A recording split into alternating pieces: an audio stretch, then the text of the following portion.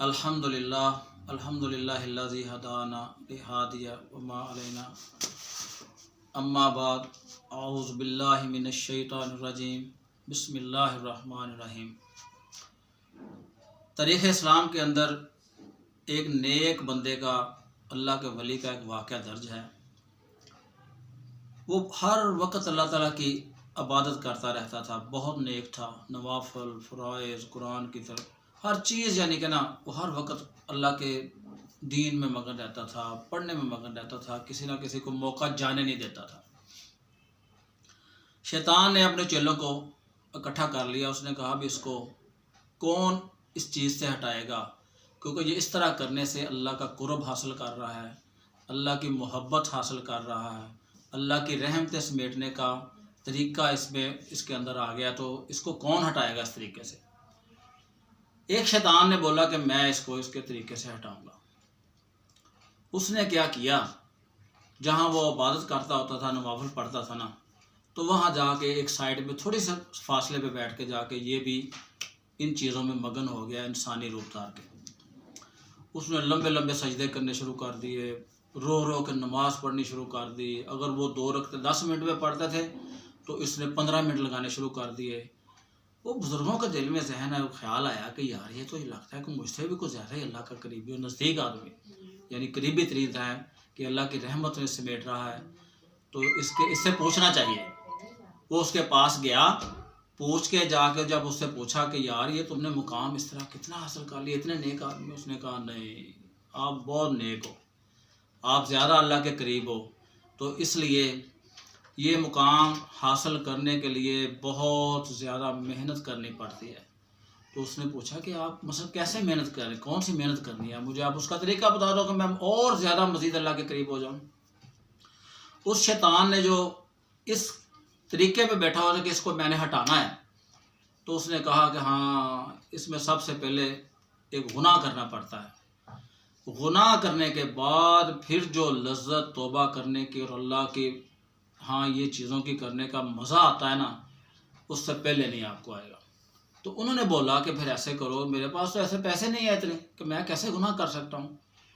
تو شیطان نے اپنی جیب میں سے پیسے نکال کے ان بزرگوں کو دیے اور کہا یہ لو، جاؤ اور فلاں علاقے میں ایک طوائف ہے، اس کے گھر جا کے رات گزارو، اور اس کے بعد پھر جب تم دوبارہ اللہ کی طرف رجوع کرو گے اور یہ نوافل پڑھو گے، پھر عبادت کرو گے، تو بہت زیادہ تمہیں مزہ آئے گا، بہت زیادہ لذت حاصل ہوگی۔ بزرگ تھے، پیچھے لگ گئے، مگر مقصد جو نیک تھا کہ اللہ کا قرب حاصل ہونا چاہیے۔ اب ایک طوائف کے کوٹھے پہ چلے گئے، جا کے دروازہ کھٹکھٹایا، عورت باہر آئی، بڑی خوبصورت تھی، کہا کہ میں تمہارے پاس رات گزارنے کے لیے آیا ہوں۔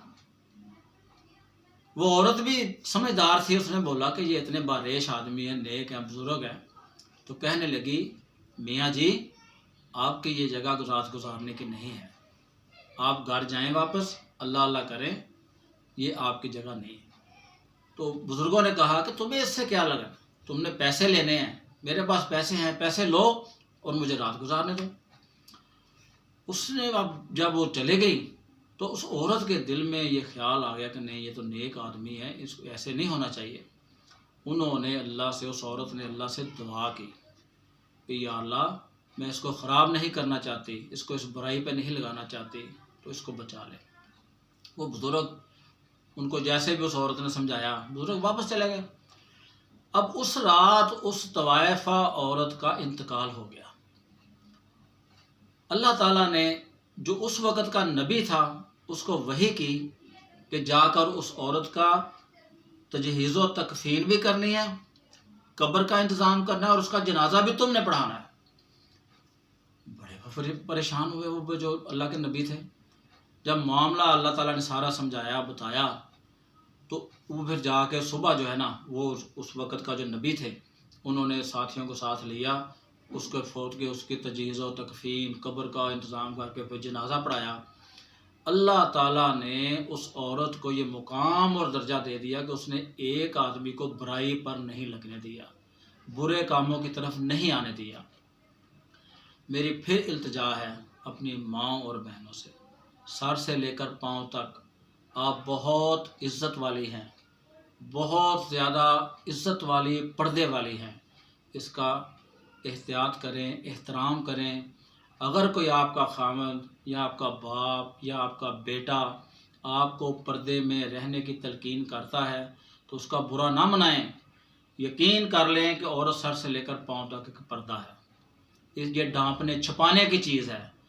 جس طرح ہم سونا جو ہے نا، سونا اگر سر عام رکھ دیں تو اس کو ڈاکو پڑ جائیں گے، اسی طرح جب ہم عورت کو سر عام بازار میں بھیجیں گے تو پھر آپ کیا سمجھتے ہیں کہ عورت کی عزت محفوظ ہوگی؟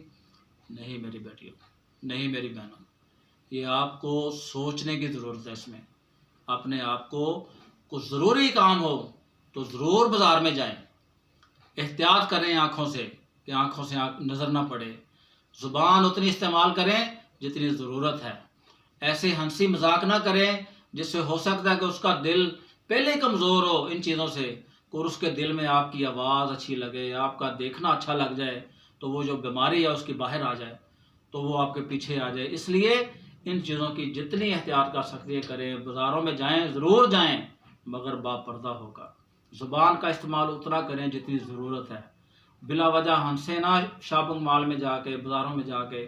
اس لیے میں اپنی بیٹیوں سے التماس کرتا ہوں آپ اور میں مل کے اگر یہ کوشش کریں تو اللہ تعالیٰ ہمیں انشاءاللہ تعالیٰ جہنم سے بچا لیں گے۔ رسول اللہ صلی اللہ علیہ وسلم نے فرمایا کہ میں نے جب معراج پہ اللہ تعالیٰ مجھے لے کے گیا تو میں نے سب سے زیادہ جہنم کے اندر عورتوں کو دیکھا ہے۔